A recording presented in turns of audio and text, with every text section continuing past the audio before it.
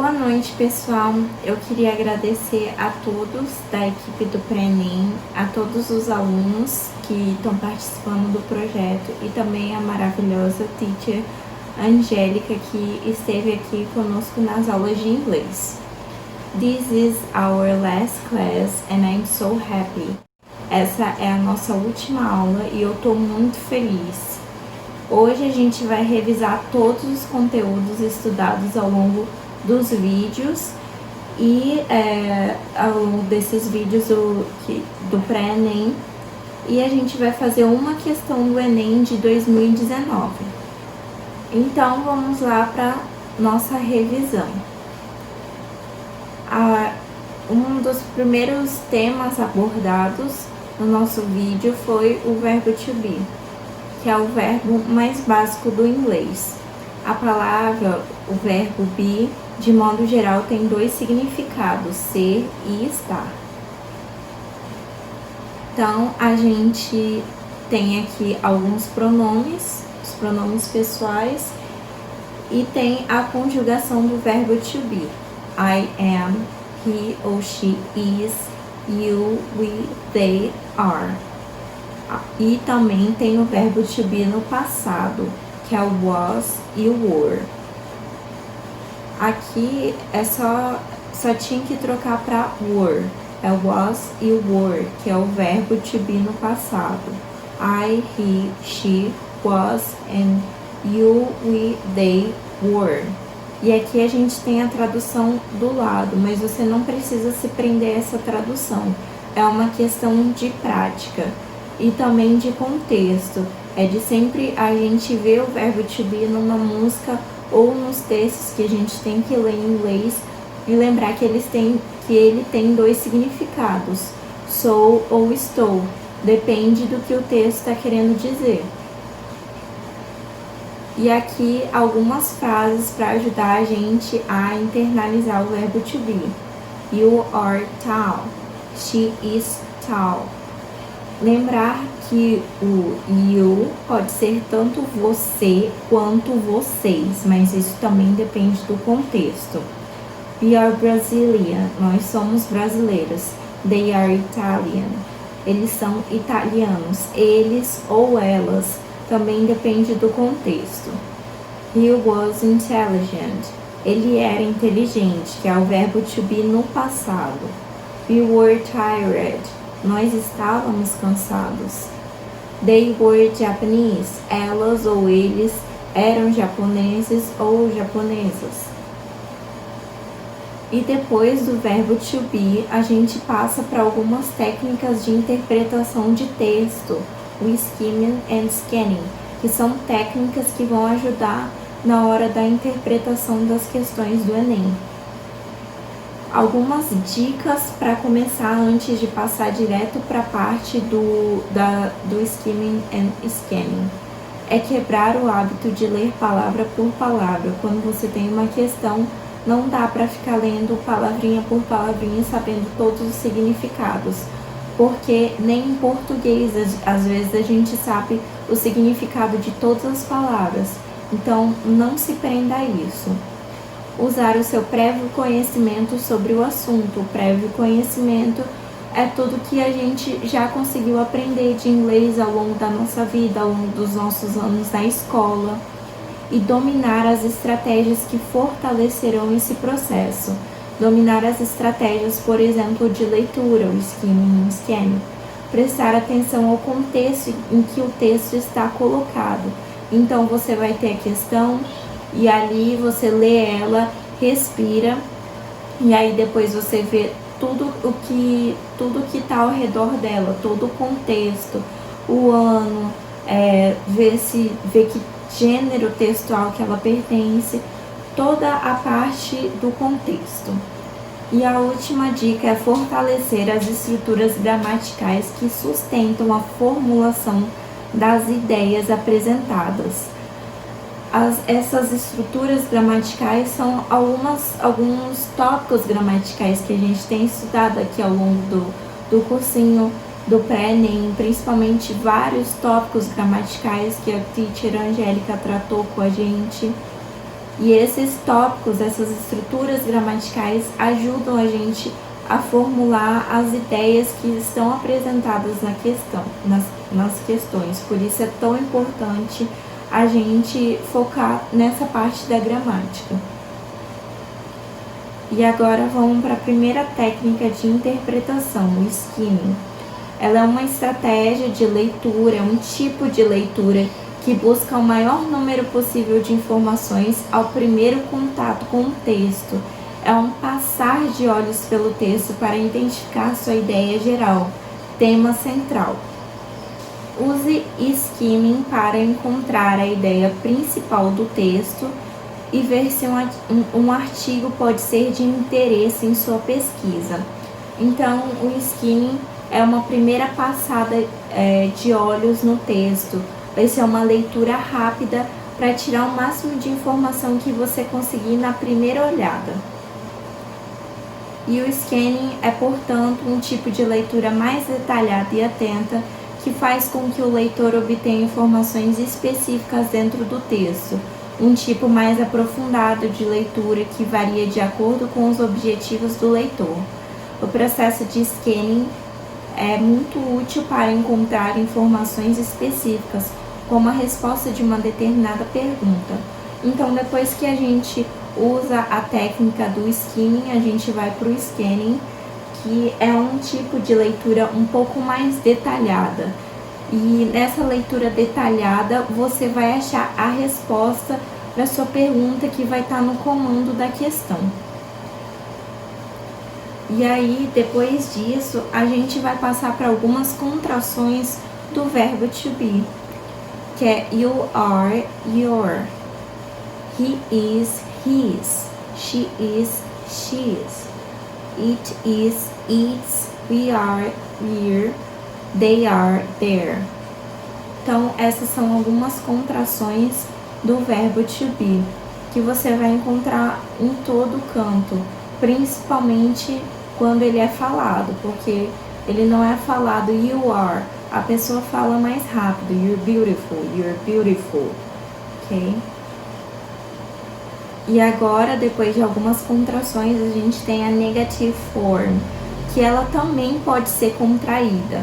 Is not fica isn't, are not fica aren't, do not, don't, does not, doesn't, cannot, can't.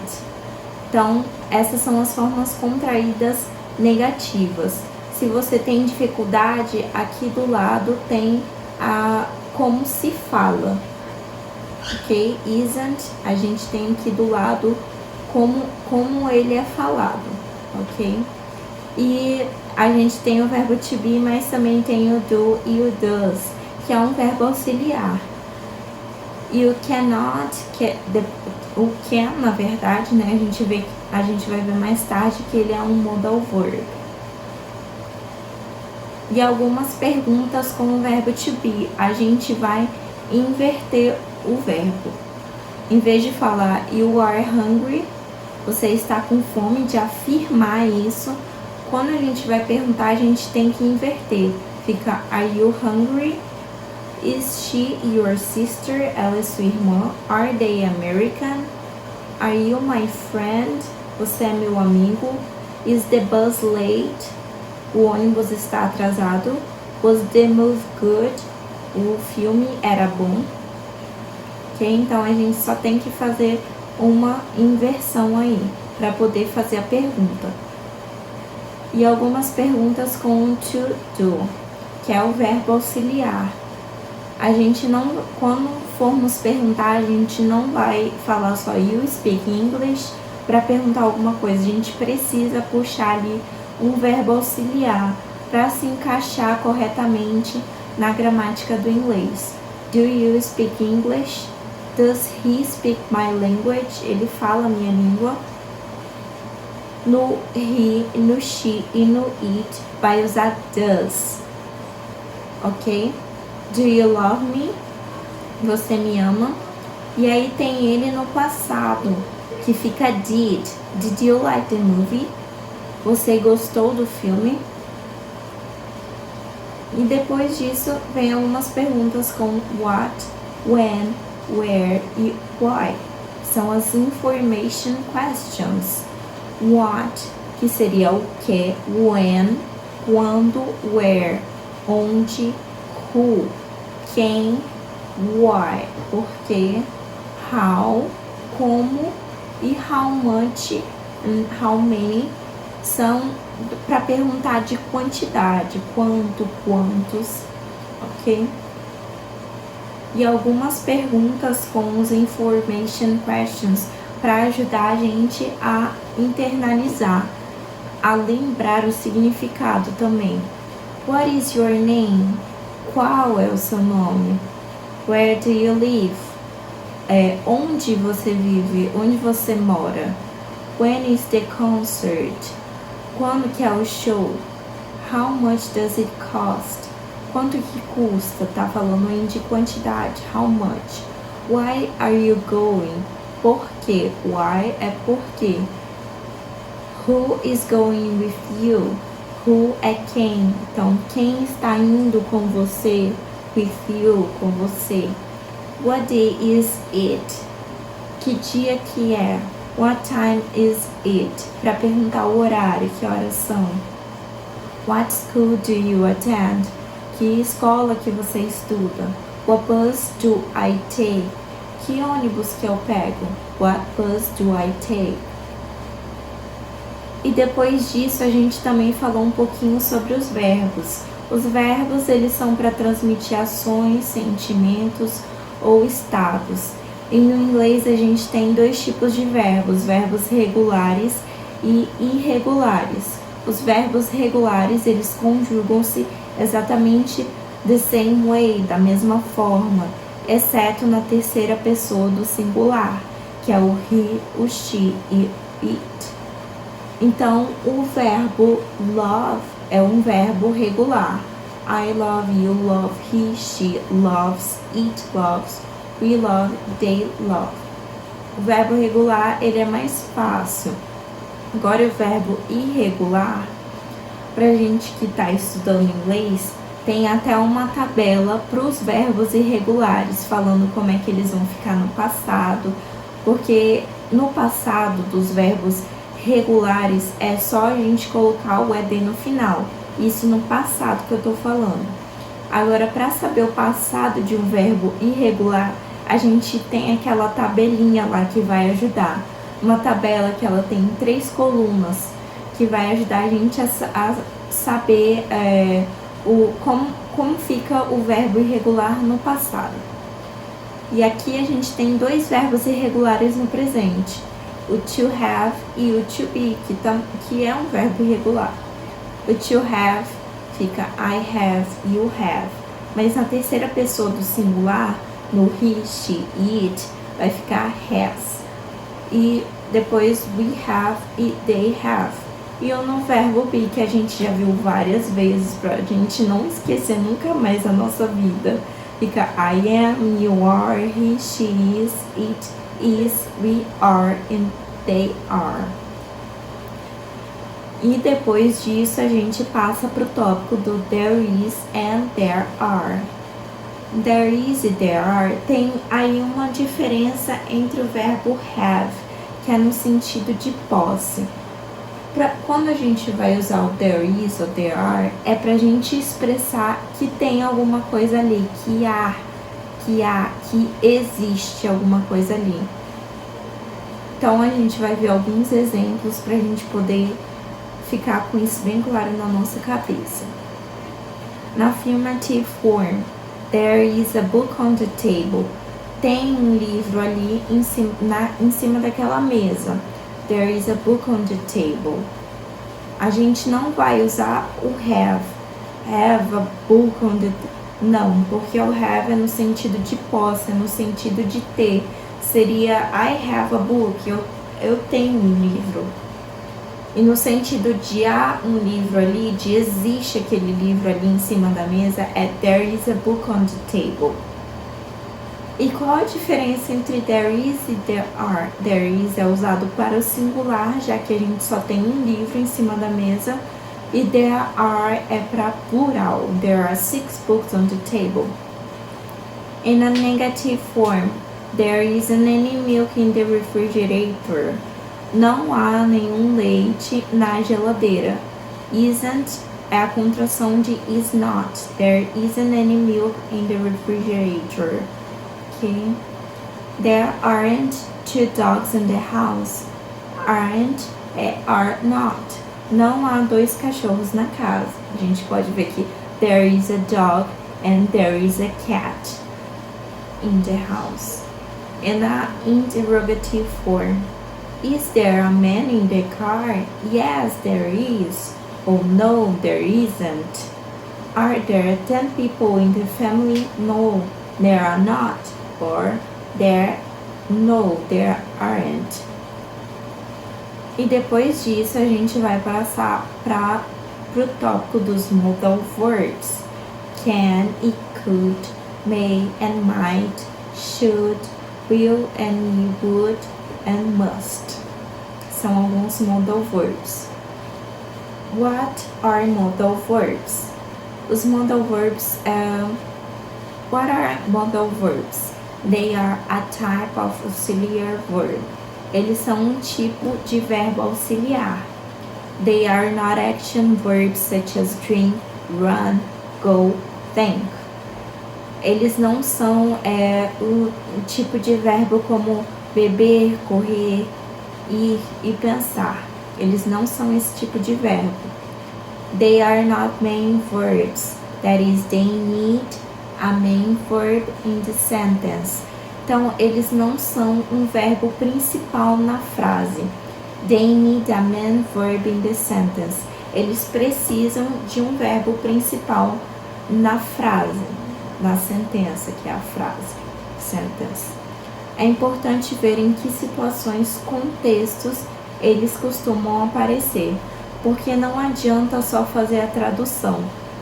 Muitos sabem que can a gente pode traduzir como poder, mas ele não tem só esse significado em inglês. Se você ficar muito preso à tradução, você não vai conseguir interpretar as questões, interpretar as frases no geral. How are they used? They used in this form. Eles são usados dessa forma, dessa maneira. Modal verb and verb na base form. Então a gente vai ter o verbo modal, o modal verb, e a gente vai ter o verbo na base form. O que é essa base form? É como se fosse uma forma pura do verbo. É o verbo ali do jeito que ele é, sem outra alteração. Um exemplo que eu coloquei assim, a gente não vai colocar o modal verb can e depois o to go, ele no infinitivo. Não coloca ele assim, coloca só o go. Essa é a forma correta, can go. E outro exemplo também, should visiting.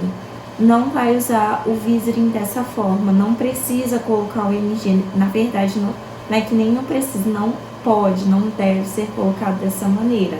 Então vai ficar should visit. Essa é a forma correta. E o primeiro modal verb que a gente vai ver é o can. O can, como eu falei, ele pode ser traduzido como poder, mas ele tem outros significados também. Ele pode ser usado para fazer um pedido informal, ele pode expressar a habilidade para fazer algo, ele pode expressar a capacidade de fazer algo ou também uma possibilidade. Então, ele também tem outras traduções, outros significados em português. E alguns exemplos aqui com can. O primeiro que eu escolhi foi de habilidade, ability. She can speak 3 languages. She can't speak English. Então, de falar 3 línguas, a gente está falando aqui de uma habilidade. Ela consegue, ela pode falar 3 línguas, ela consegue, ela tem essa habilidade. She can't speak English. Ela não consegue falar inglês. Então, não é que ela não pode falar inglês, é que ela não consegue, ela não tem essa habilidade de falar inglês. E a outra foi de possibility, de possibilidade. As frases são: She can try to follow the recipe. ela pode tentar seguir a receita. Essa é uma possibilidade. We can go to the beach. What do you think? We can go to the beach. What do you think? Nós podemos ir à praia. O que você acha? Tá aí uma possibilidade. A gente pode ir na praia. O que você acha? E também tem o could. Could, ele também tem significados diferentes. Ele pode ser usado para fazer um pedido formal. Ele pode expressar uma habilidade ou capacidade para fazer algo, ou ele também pode sugerir algo. E essas são possíveis, ao lado são possíveis traduções de como ficaria. O primeiro exemplo que eu coloquei, fazendo um pedido formalmente. Could he have some more juice? Some more juice. Ele está pedindo aqui um pouco mais de suco, ele está fazendo um pedido formal, talvez para um garçom ou para uma garçonete. Segundo, habilidade ou capacidade para fazer algo. In the past, no passado, que a gente fala que o could, ele é o passado do can. Então, she could play volleyball when she was a child. Ela jogava vôlei quando ela era criança. Ou para sugerir algo. I could try to call her, but the signal is not so good. Eu poderia tentar ligar para ela, mas o sinal não tá tão bom assim. Então ele está sugerindo que ele podia ligar para ela. And might. Vamos ler aqui alguns exemplos. It might rain tomorrow. It might rain tomorrow. E eles são muito parecidos, que dá essa ideia de probabilidade. Pode ser que chova amanhã, é bem provável que a Carol não venha à festa, talvez o Tim possa ajudar a gente, é bem provável que eles nos deem mais opções. Okay? Esses são os exemplos que a gente já viu no vídeo passado. A gente está aqui só revisando. E lembram de quando eu falei que pode ser usado os modal verbs numa mesma sentença, a mesma sentença, só diferentes modal verbs que vão expressar graus de formalidade diferentes. O can é o mais informal que tem, e o might é talvez o mais formal que tenha. Okay? And should. It is a great film, you should go and see it. É um filme excelente, você deveria ir vê-lo. You shouldn't watch TV so much. Você não deveria assistir a tanta televisão. He should study a bit harder. Ele deveria estudar um pouco mais. We should go home now. A gente deveria ir para casa agora. Então, ele é usado em 3 situações diferentes.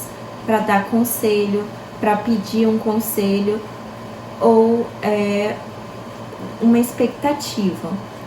He should study harder. Ele deveria estudar mais. Ask for advice. Where should we go? Onde que a gente deveria ir? An expectation. She should be here by dinner time. For example, faltou aqui.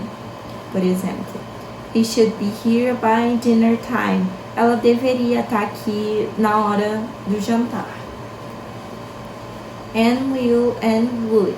Will, the phone's ringing. O telefone está tocando. I'll get it. Eu atendo. Can somebody help Dad? Dá para alguém ajudar o pai? I will, Dad. Okay. And would you like some help? Você quer uma ajudinha? Would you like something to drink? Você quer algo para beber? She'd love to live in New York. Ela adoraria morar em Nova York. I'd never do a thing like that. Eu jamais faria algo assim. Ou eu jamais faria uma coisa dessas. Lembrando que esse desenho aí é uma contração do would. Ok? É importante ressaltar que se a gente estiver olhando esse vídeo pela primeira vez e estiver encarando um conteúdo pela primeira vez ou pelas primeiras vezes, talvez a gente não consiga entender todos os significados, porque os modal verbs, eles podem ter mais de um significado. Então é questão de prática, é questão de contato com a língua, é questão também da gente se empenhar para estar aqui estudando. A must. She must have a problem. She's always crying. Ela deve estar com algum problema, ela vive chorando. Phone is ringing, must be Paul. O telefone está tocando, deve ser o Paul. This is a secret, so you mustn't tell anyone about it. Isso é um segredo, portanto você não pode contar para ninguém. You mustn't go there, você não deve, não pode ir lá. Então esse must está muito ligado a esse sentido de dever, de você deve fazer alguma coisa. O should é mais de você deveria, é mais um conselho. E o must é mais de você deve fazer aquilo, é mais incisivo. E aqui, depois de fazer toda essa revisão de alguns tópicos que a gente viu durante, ao longo, né, dessas aulas, a gente vai fazer uma questão do Enem de 2019, ok? Então, vamos lá. 5 ways pets can improve your health.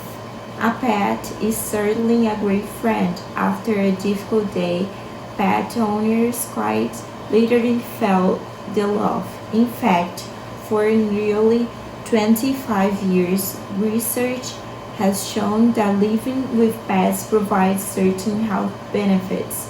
Pets help lower blood pressure and lessen anxiety. They boost our immunity. They can even help you get dates. Allergy fighters. A growing number of studies have suggested that the kids growing up in a home with furred animals will have less risk of allergy and asthma. Date magnets. Dogs are great for making love connections. Forget internet matchmaking. A dog is a natural conversation starter. Dogs for the aged. Walking a dog or just caring for a pet. For elderly people who are able can provide exercise and companionship. Good for mind and soul. Like any enjoyable activity, playing with a dog can elevate levels of serotonin and dopamine, nerve transmitters that are known to have pleasurable and calming properties. Good for the heart. Heart attack patients who have pets survive longer than those without, according to several studies. Okay. Então a gente já deu uma lida rápida aqui e já viu que ele não tá em forma de poema ou de música, mas ele parece mais como se fosse um anúncio de alguma coisa que tá ligado a pets, que tá ligado a animais. E aí a gente vai ver o comando da nossa questão, que é o principal. Ao discutir sobre a influência de animais de estimação no bem-estar do ser humano, a autora, a fim de fortalecer seus argumentos, utiliza palavras e expressões como research, a growing number of research and several studies, com o objetivo de a. Mostrar que animais de estimação ajudam na cura de doenças como alergias e asma. B. Convencer sobre os benefícios da adoção de animais de estimação para a saúde. C. Fornecer dados sobre os impactos de animais de estimação nas relações amorosas. D. Explicar como o contato com animais de estimação pode prevenir ataques cardíacos. E. Esclarecer sobre o modo como idosos devem se relacionar com animais de estimação. Então aqui ele fala: ao discutir a influência de animais de estimação no bem-estar do ser humano, o que a autora, com os argumentos, ela quer dizer pra gente? Essas expressões que ela fala, research, pesquisa, a growing number of research, um número crescente de pesquisa, and several studies, um tanto de estudos, essas expressões, o que elas querem dizer pra gente, o que a autora quer dizer pra gente falando isso. Então, aqui são 5 ways pets can provide your health. São 5 maneiras que o seu cachorro, que o seu pet, que o seu animal de estimação pode melhorar, improve é melhorar, improve your English, melhorar seu inglês. Pode, tá aí um modal verb que a gente aprendeu. Pode melhorar a sua saúde, your health. Então, só pelo título já dá pra gente tirar muita coisa. Ela quer aqui convencer de 5 maneiras que os nossos animais podem ajudar a gente a melhorar a nossa saúde. E aqui ela dá 5 razões de porque os nossos animais de estimação podem ajudar na nossa saúde. Aí aqui fala que é bom para alergia, questão de alergia, que é bom para o nosso coração, que é bom para nossa mente. Ok?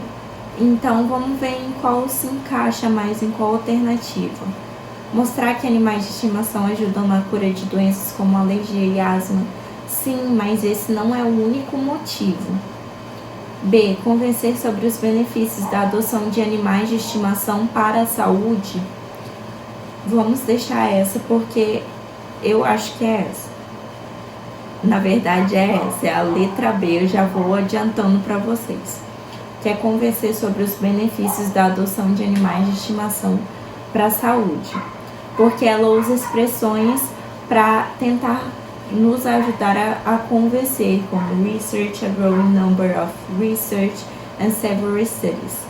D. Explicar como o contato com animais de estimação pode prevenir ataques cardíacos. Não, e se ela falou isso, é que nem não é esse o único motivo. Esclarecer sobre o modo como idosos devem se relacionar com animais de estimação.